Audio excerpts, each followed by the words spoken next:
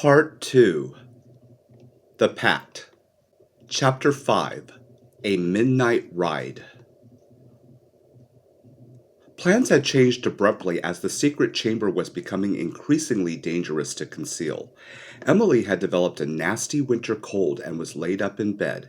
Timothy, one of the footmen, who was not always the brightest, had been given the duty of lighting the large fireplace in the blue room. Just as he opened a window to let out some of the dust and smoke that had collected, he heard a thump, followed by a faint rustling sound near the large painting. Believing it to be rodents, he informed Mr. Pritchard.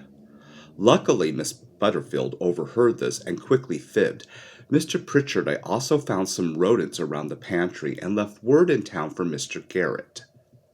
Mr. Garrett was a professional exterminator of rodents and had eradicated a previous infestation a few years earlier. This seemed to calm Mr. Pritchard, and Miss Butterfield was able to relieve Timothy of the fireplace duty, while Margaret attended to it until Emily was feeling better. That evening, though, the suite was not yet fully prepared. Billy was moved to the attic room in the west wing. The winding corridors and long walk made Billy nervous, but by midnight the staff would be asleep in the basement servants' quarters. Jimmy would not even know about the move until every aspect was considered safe. With the Crabtree incident and Roger Burt falsely arrested for the theft of the blue roses, the Earl would surely be returning soon from Scotland, and word would no doubt have already reached the Countess in London. Moving Billy to the West Wing was not as complicated as anticipated. Billy was now nearly fully recovered from his injuries. Miss Butterfield made both him and Margaret remove their shoes as they moved quietly through the many corridors of the house toward the West Wing. The mansion was enormous, and once they entered the second-floor west wing, the entire mood of the house seemed to change. The halls felt ancient, dusty, and long abandoned, which was precisely Miss Butterfield's point. No one would know anyone was there. The west wing was cleaned only once a month, precisely on the second Tuesday. They had a week before any servants would be on the second-floor landing of that area. The third-floor suite and fourth-floor attic were used only for storage, and yet still contained a comfortable brass bed and windows that could be cracked open for fresh air. There was no fireplace, but there was a large stove and coal that would keep the room warm, and it was still bitterly chilly in the bleak February winter. When they reached the suite, it could only be accessed by passing through a large salon space used for grand family entertainment and visiting guests. The last time the salon, known as Briar West, had been used was during the masquerade ball 2 years earlier, where the Earl and Countess had hosted nearly 100 guests from around Europe. Miss Butterfield mentioned that there must be a secret passageway that cut down the travel time from the east wing near the Blue Room to Briar West, though she had never discovered it. Perhaps Jimmy and Margaret could do a little investigating. The suite had a key, and Miss Butterfield had to sneak into Pritchard's office and search through no fewer than 40 keychains to find the correct one. She carefully slipped it off the ring. This meant that as of now, only Miss Butterfield possessed the key to the secret room, and surely Pritchard would never notice it was missing. Billy asked, "Well, just how many keys and locks are at Blackthorn Manor, Miss Butterfield?" Miss Butterfield quickly calculated. Over 300. Billy cheered up instantly, though he sneezed from the dusty, drafty room. The suite was quite large, leaving ample room to move around. There was a large brass bed fit for a king, though there were no linens or blankets upon it yet. A large table held a basin and towels, and downstairs near Briar West was an actual bathroom. Yay, no more chamber pots! Margaret discovered several wardrobes filled with maids' and girls' clothing. This is where the Blackthorns must keep additional uniforms. Billy went exploring immediately and discovered closets full of costumes and gowns that likely belonged to the Countess, but were now out of fashion. Billy also found several paintings of handsome men and women with signature blue-black hair like portraits of Jimmy's ancestors. The gas lamps actually worked in this area of the manor, meaning Billy and Jimmy would be able to see more easily at night without the need for kerosene lamps. There was a nearby closet filled with cleaning supplies, which would allow Billy to get the sweet spiced and span before Jimmy's late night visits. Billy had never lived in such luxury. There were shelves upon shelves of books, like additional volumes for guests. Billy spotted Treasure Island on one of the shelves. There were even poker tables, cards, chess, and checkerboards, and boxes of jewels and ancient coins. Billy felt like he had stumbled into a pirate's cave and said, "All mine." But Miss Butterfield reminded him that theft was wrong, and that the Blackthorns kept tallies of every piece of clothing, jewel, paints, and antique. "Oh, Miss Butterfield, I didn't mean I would ever steal from the Blackthorns. I just meant it would be fun to play around with Jimmy later." Margaret went to the window and cracked it open. Cold, fresh air and moonlight flooded the space. Margaret immediately lit the large stove, and within 10 minutes the room was warm and cozy. Billy realized there was a great deal of work to do to clean and organize the space. Billy and Margaret explored the stairs from the suite to the attic, which was a large open area, and expansive as the ballroom in the east wing and facing the sea. Billy looked out of a porthole window at the very top of the house and could see his own farm in the distance, which gave him comfort. Billy had never been in a building with 4 stories, and the height made him feel as though he were soaring over the English countryside. "Now listen carefully, lovely. You are to stay in this wing. Stay mostly in the suite and attic, and make use of Briar West sparingly, and only after 5 o'clock p.m. I will have Margaret and Emily, when she is better, visit you with food. You may use the bathroom on this wing to tidy up, and I will bring you clothes. There may actually be closets full of footman uniforms that would fit you. See if you can find a secret passageway to the east wing, but by all means be quiet. Never stand near windows, and keep the curtains of your suite drawn at all times. Lord and Lady Blackthorn might be arriving home later this week. I will inform Master Jimmy that you have been moved. Since we haven't found a new headmaster for him yet, he will be able to sneak over here at times during the day if he is careful. I will also get word to your mother, and we might even be able to set up a reunion for her and your sister in Briar West soon." This cheered Billy up, as he almost wept. Billy adored his beautiful, loving mother, and being away from her had been difficult. Billy got right to work cleaning and dusting. Margaret found mops and even floor and furniture oil. But of them worked through most of the early mornings hours, and by 5 a.m. the suite actually looked livable.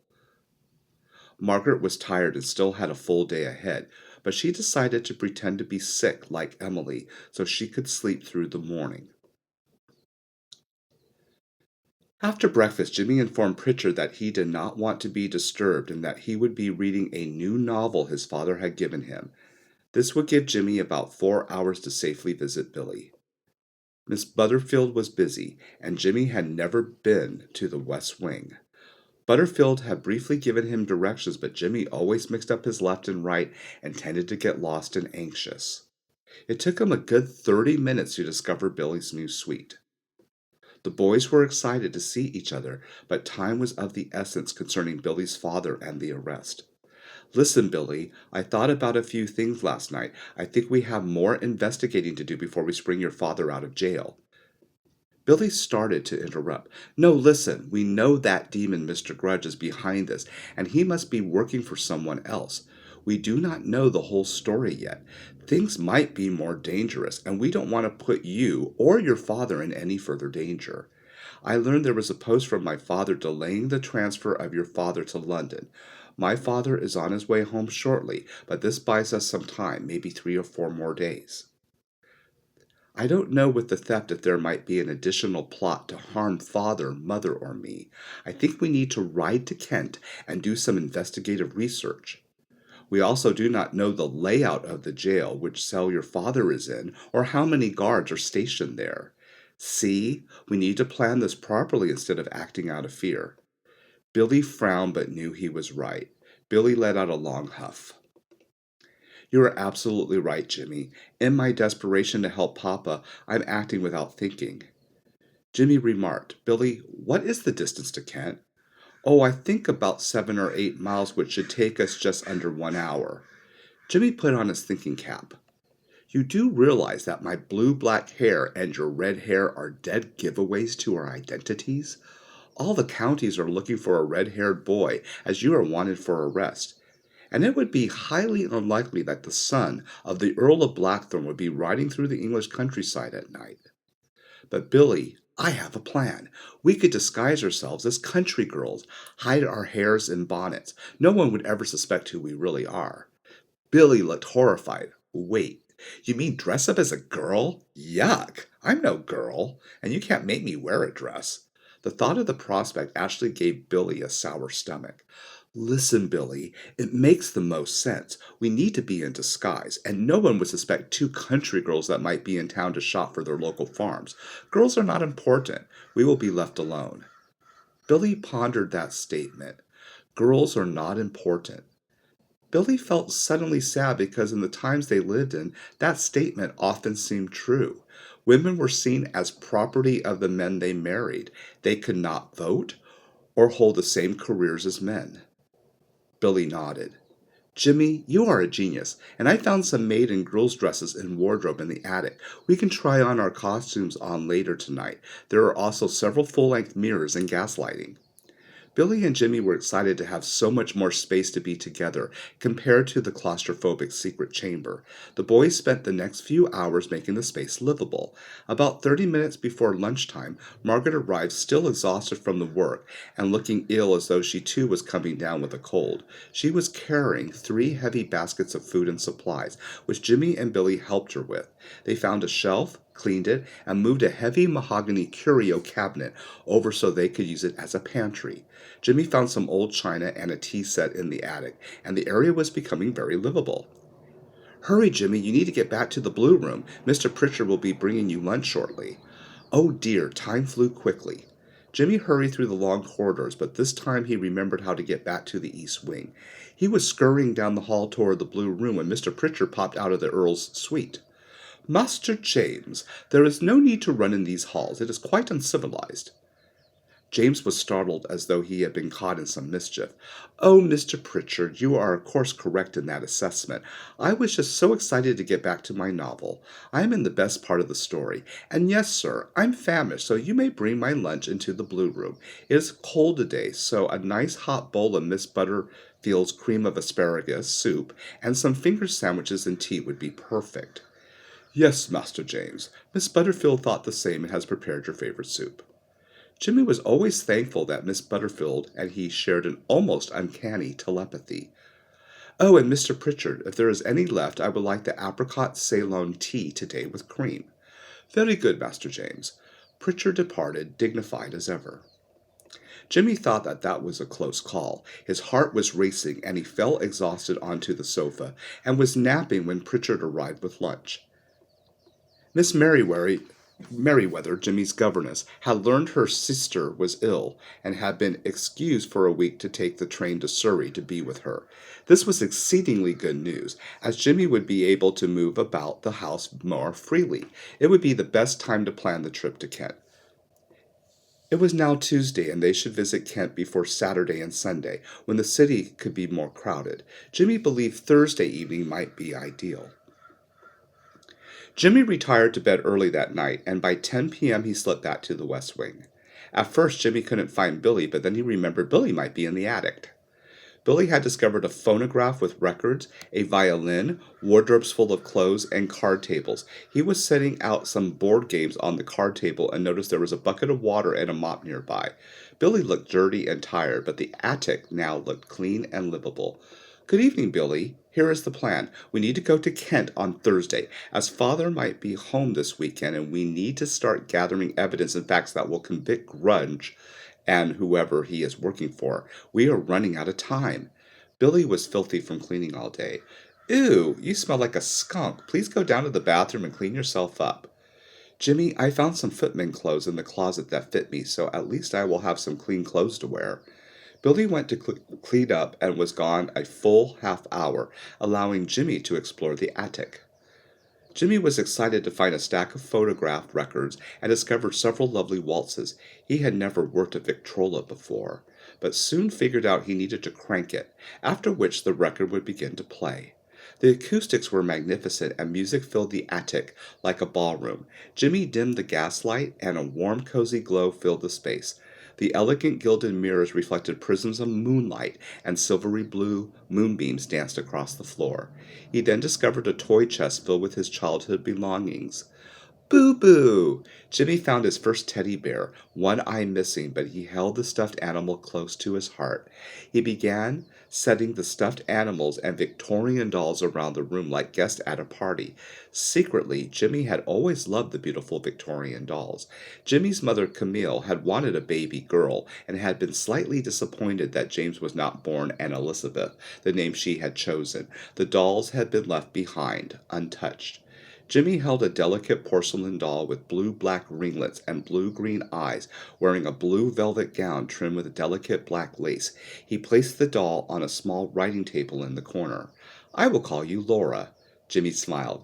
Jimmy suddenly remembered the urgency of their plight and began opening closets searching for dresses that would fit him and Billy, along with warm winter coats and bonnets.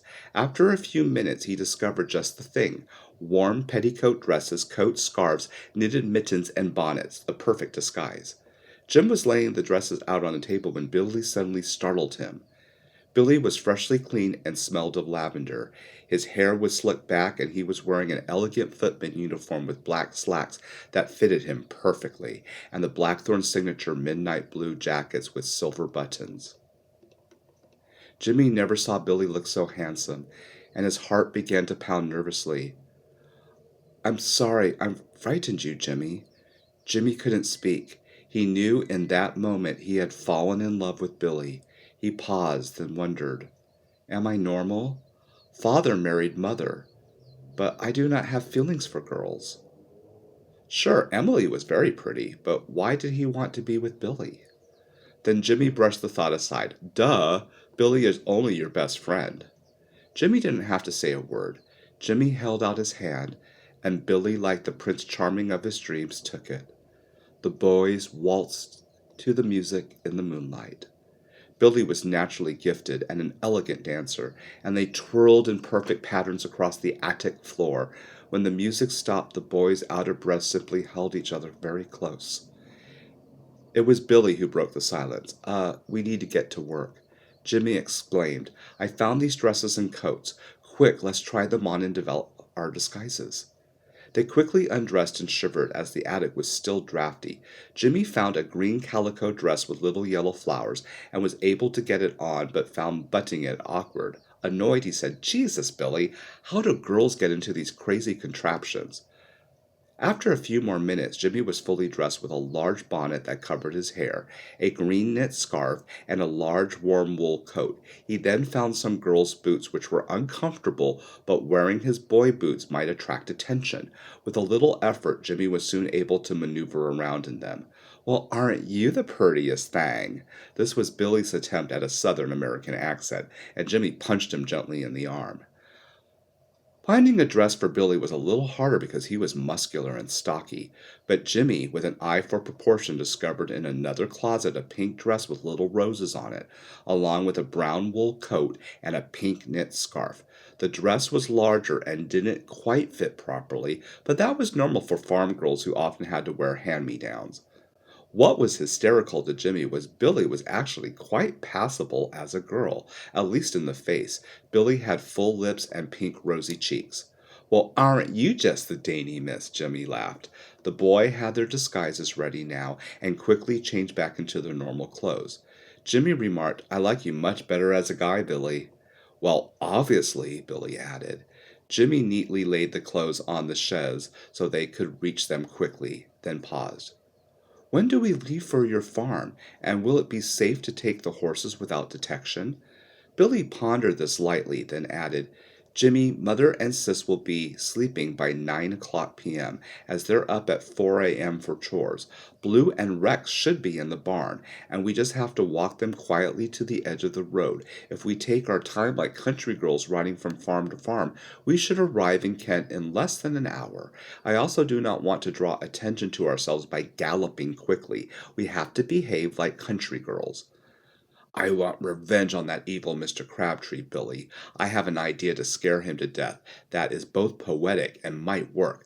I want to bring a perfectly thorny blue rose from the property, tie it with the death card I found from the tarot deck, and a handwritten attached note that says 71549.92. All accounts are rendered in time. Jimmy gave a devilish laugh, but Billy didn't understand. Listen, Billy, before Crabtree beat me senseless, the equation I missed. The correct answer for the long addition was 71549.92. The blue rose, the death card, and the quote, "Don't you see?" It's a poetic symbol that he will rot in prison and then in hell for his crime, and he will know I was the one who sent it, but he won't know how. A kind of psychological torment that will gnaw at his mind. Billy smiled. Oh, I see. That is very clever. Maybe there is a window to the cell and we can drop the rose and card in when at night undetected. Jimmy nodded. Yep, that's exactly what I'm thinking. Jimmy asked, should we bring supplies, money, or weapons? Billy explained, indeed, we need to be ready for anything. There are 2 revolvers Father keeps hidden in the barn in case of wolves or theft. We can bring some baskets of food and drink. Billy smiled. Jimmy held Billy's hand. I promise you we're going to get your pa, and everything is going to be just fine. Well, Jimmy, the ride to the cabin is about 12 miles through the dark forest in the Weald of Kent. You will have to ride with me, and Father will lead the way. Jimmy sighed. Well, I feel much safer with you steering Blue. I'm not much of a rider. Billy explained, you'll have to trust me. You can do this. Jimmy thought for a moment. I will bring a journal and pen to take notes of what we discover. After thinking through every aspect of their plan, Jimmy allowed himself a small indulgence. He snuck a bottle of delicious red wine from the cellar. One of the footmen might be blamed for his disappearance, though Jimmy was simply curious to try it. Billy discovered some crystal goblets, and the boys shared the wine with a little Stilton cheese and bread. The wine made them both drowsy, and Jimmy returned to his bedroom by near 3 a.m. He would sleep until almost 10 a.m. before ringing for Mr. Pritchard. The midnight ride was only a day and a half away. The excitement made Jimmy nervous. Thursday evening arrived quickly. Jimmy told Mr. Pritchard that he was not hungry for dinner and was retiring to his bedroom early. Earlier that day, he had prepared a basket of food and supplies and managed to unlock an undetected first-floor servants' door on the west wing of the manor, which would allow Jimmy and Billy to leave and return unseen by the staff. Jimmy made sure to keep the necessary keys close. It was easy to reach the attic by 7:15 p.m., and Billy was already dressed in his disguise as a country girl. Jim changed quickly, and they turned off the gas lamps before slipping down the servants' stairs towards the back door. Jimmy peered out and saw the farms in the distance. If they kept off the main roads, they would go undetected. They reached the Burks farm by around 8:30 p.m. and waited another 15 minutes in silence. Billy then noticed his mother in her nightgown blow out the kerosene lamp. Seeing her made him teary-eyed. Jimmy sensed this and placed a soft hand on his shoulder. The boy snuck around to the barn, and as Billy had suspected, Blue and Rex were in their stalls. Jimmy knew nothing about saddling a horse and watched Billy work quickly. Billy put muzzles on the horses to keep them quiet and calm, and because Blue recognized Jimmy, the animals remained steady and relaxed. They led the horses out of the barn and through the hills and brush until they reached a point where they could mount them undetected. Jimmy had never mounted or really rode a horse before. Billy had to help him and give the basic lesson on safety and using the reins. It took a full half hour until Jimmy had the hang of it. The boys rode through until around 10 p.m., reaching Kent at exactly 10:46.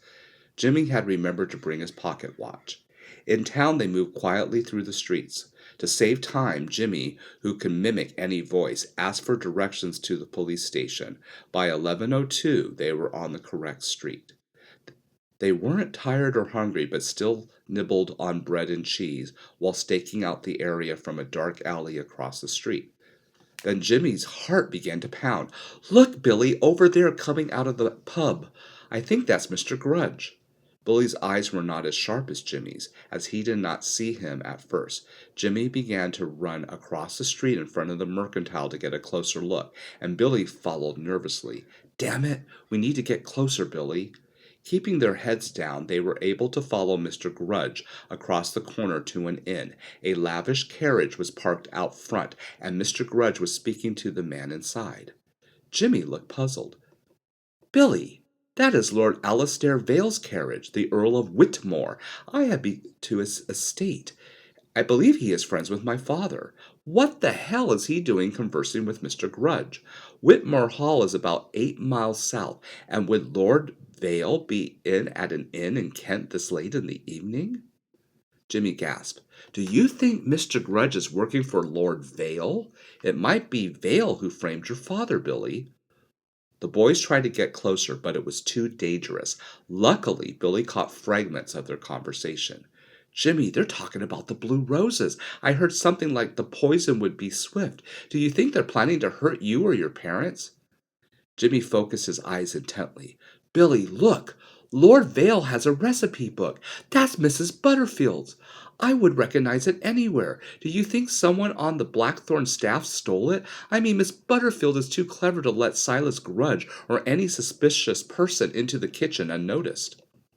He shook his head, trying to make sense of it. Lord Vale would never show up at our manor house without a proper invitation. This is a bizarre new predicament. The boys then saw Lord Vale give Silas Grudge some money before entering the inn. Lord Vale's carriage headed south like toward Whitmore Hall, his estate. With the carriage gone, the boys felt relatively safe to walk along the street. They passed quietly by the inn. The sign read The George and Hart. Jim made a note of it in his journal and slipped it back into his winter coat pocket. Then they located the jail. There were people around, so it didn't feel safe to get too close. Through a window, Jim noticed 2 guards and could make out only the outlines of cells. Billy searched for an alley, but the jail stood exposed on a corner. Jimmy, maybe we move to another street and find a back way. This was smart thinking, and just as the country girls turned the corner, they spotted a side brick wall with a passageway leading toward the cells. Jimmy tried to look over it, but both boys were too short. The wall stood nearly 10 feet high. What to do, he pondered. They noticed some barrels across the street near a mercantile, but how would they scale the wall undetected? There must be another way, Billy. The boys discovered that next door was what looked like a seedy building. A house of prostitution, probably. Lights were out in the upstairs windows, and men and women were carousing.